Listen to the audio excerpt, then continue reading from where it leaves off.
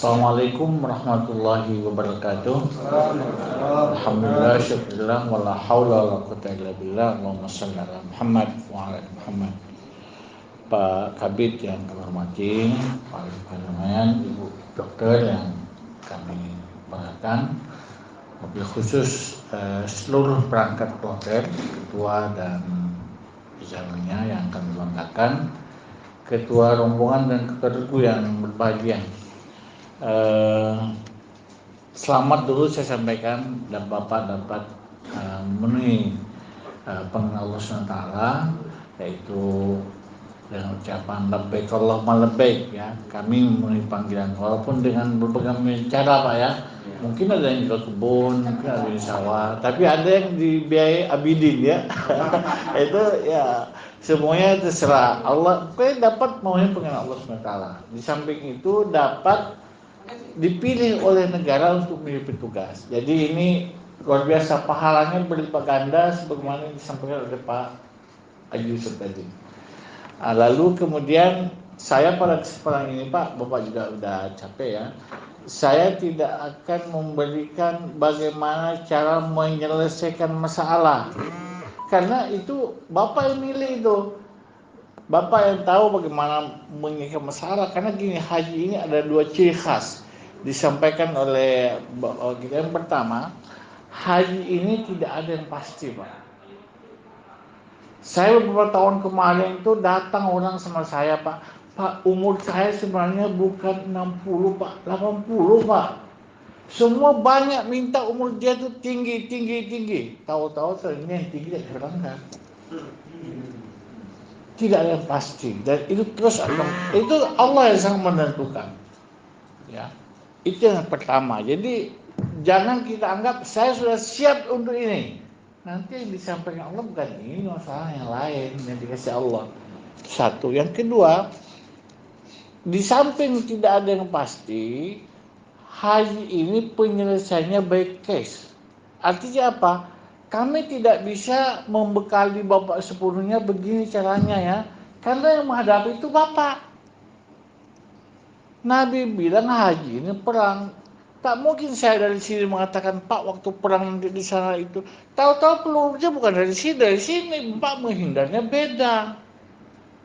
Jadi ada dua ciri khas. Jadi penyelesaiannya itu Bapak yang paling tahu penyelesaiannya. Dan dua, tidak yang pasti. Bapak jangan berharap ini sudah disiapkan semuanya, tidak akan ada masalah lagi. Itu Allah yang punya itu. Makanya yang paling perlu di samping kiat adalah doa. Oleh karena itu, Pak Semai ini saya beraton dia Pak sampaikan, tidak sampai 5 menit. Yang saya sampaikan ini masalah, bukan masalah. Tapi kalau ada yang merasakan perlu kita selesaikan bersama, Pak sampaikan. Nah, yang pertama, di pesawat nanti itu akan ada masalah kalau semuanya tak mau duduk, menunggu suami masing-masing, menunggu istri, menunggu kawan. Jadi semua harus duduk. Di mana dia dikasih nomor, di situ duduk. Kalau tidak dia duduk, itu masalah.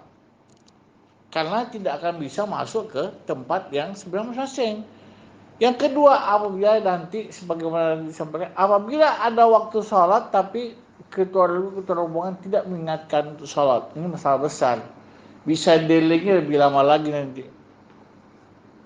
Nah, itu di pesawat. Apabila Bapak di bandara nanti, di bandara, kalau bandara sini, itu delay itu masalah atau tidak?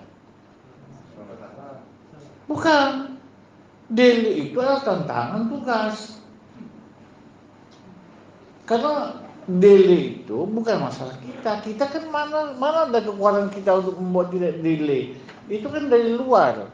Kita tidak ada sama sekali kaitan dengan kita. Tapi kalau doa, ya doalah kita benar-benar delay. Dulu kan Nabi Yunus itu kan tak bisa kapal tidak bisa jalan, mau tenggelam kapalnya waktu Nabi Yunus ada kan. Saya diundi baru ketahuan bahwa ada ini harus kita campakkan ke laut. Jadi ketika nanti di bandara seperti itu, lalu nanti di pesawat seperti itu, masalah kalau tidak ada yang menyiapkan sholat, ini masalahnya yang harus kita selesaikan. Lalu Nanti di hotel Pak, di hotel itu masalah yang paling besar adalah ketika pembagian kamar. Dirasa kamar itu kurang. Ini Pak Ketua Hotel ya. Kamar itu dirasa kurang karena kadang-kadang ada yang mau monopoli kamar. Kadang-kadang masih sisa satu tak dibilang. Masih sisa dua tak dibilang. Akhirnya selesai ada yang duduk di lobi. Kami tak dapat kamar. Kami tak bisa istirahat. Padahal begitu kita sampai di hotel, pikiran kita mau istirahat kan? Mau balik tidak lepas badan sikit lah, luruskan pinggang sampai di Madinah kan? Nah, itu yang harus diperhatikan. Kemudian kalau ada yang merasa barangnya hilang karena belum dapat, karena belum dapat aja. Jadi itu yang harus diperhatikan. Kemudian menjadi masalah nanti di Madinah itu kalau arba'innya tidak cukup. Kuncinya dua Pak. Arba'in itu kuncinya dua. Yang pertama MOU antara maktab dengan kloter, bantarnya. Yang kedua memulai, kapan memulainya. Jadi jangan menunggu pengumuman. Jadi sampai nanti di Madinah, kalau dia maghrib berarti isya, oke, soal di situ. Subuh harus mulai. Jangan tunggu pengumuman. Kalau tunggu pengumuman 2 hari udah 10 waktu tinggal. Dan ini menjadi masalah besar bagi jamaah orang gini. Walaupun itu bukan bagian dari haji, tapi orang selalu mengkaitkan antara arba'in dengan haji. Nanti kalau pulang bapak cukup arba'in bapak, aku kurang 2 hari, bapak tuh macam-macam lah disebut.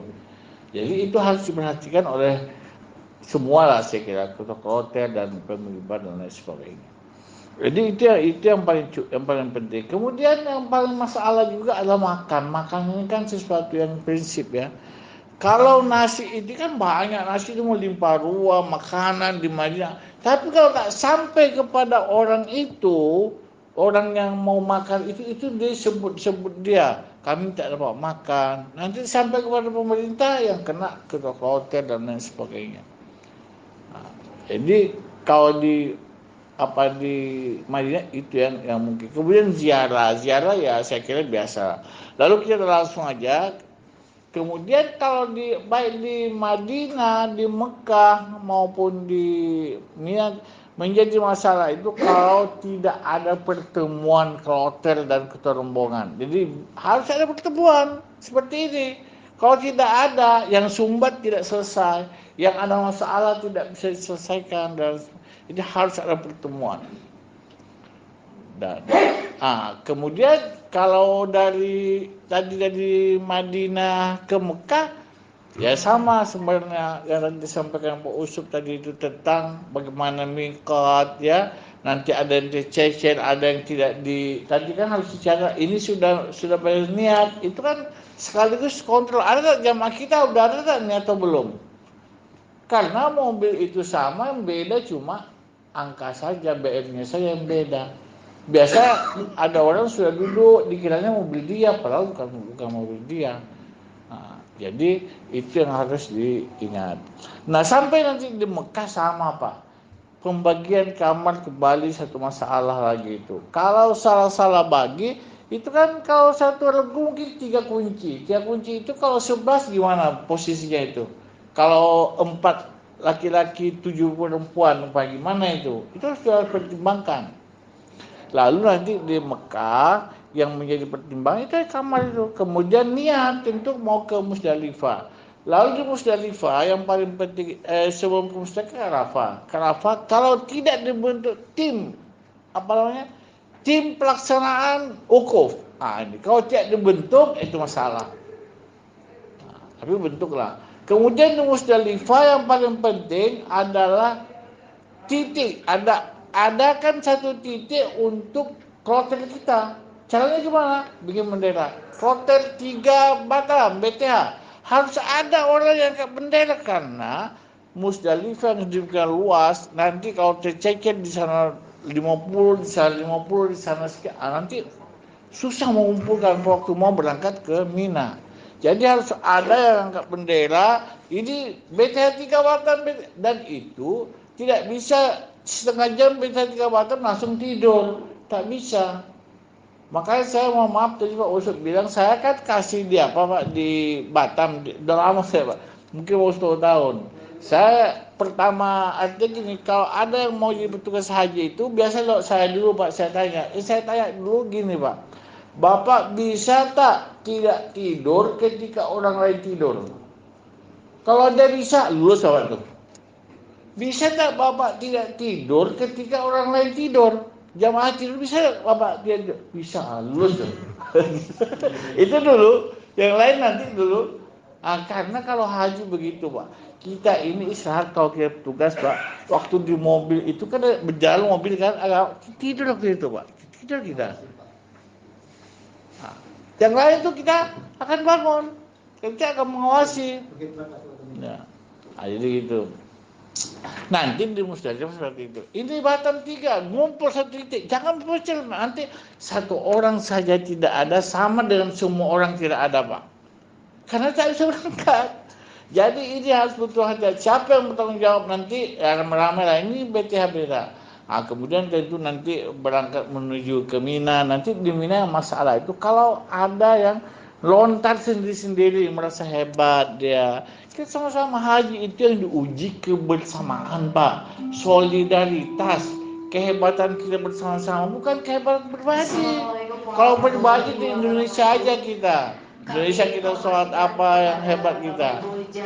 Kemudian ya setelah di Mina tentu kita tawaf ifadah balik. Dan itu sudah akan balik ke Batam. Balik lagi. Nah, apa yang menjadi masalah adalah barang-barang bawaan, Pak.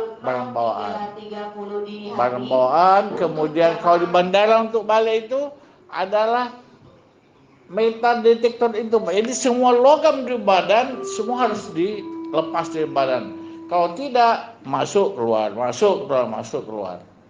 Nah, itu menjadi masalah bagi orang tua kita. Lalu kemudian yang terakhir saya kira yang perlu diperhatikan adalah kekompakan. Kemudian uang ini sensitif Pak, jadi harus hati-hati mengelolanya. Uang ini sensitif, mungkin dam artinya gini, kalau tidak dilihat disembelih mungkin ada protes dan lain sebagainya. Jadi sekali itu aja Pak yang bisa saya sampaikan. Bapak lebih menguasai cara penyelesaian masalah. Saya doakan, kami semua doakan semoga Bapak ya lebih lancar daripada yang kemarin, lebih sukses dan mendapatkan perjalanan haji yang mabrur. Ya, jadi mohon nanti Bapak-bapak dapat membuat grup WA ya supaya lebih komunikasi yang baik. Terima kasih, mohon maaf. Assalamualaikum warahmatullahi wabarakatuh. Ini heboh. Ini kan masalah. Jadi itu diantisipasi menurut saya, ini kemungkinan itu di bandara, lalu di hotel itu riskan sekali, itu masalah kamar Pak, karena orang begitu sampai di hotel pikirannya dia mau istirahat. Ketika ke hotel dan orang tidak dapat membagi dengan baik, itu akan merasa kurang padahal berangkat Bapak di sini saya sudah siap tuh, sekian berangkat di Batam, sekian kamar untuk sekian. Tapi kalau tidak dikelola dengan baik, itu Assalamualaikum warahmatullahi wabarakatuh.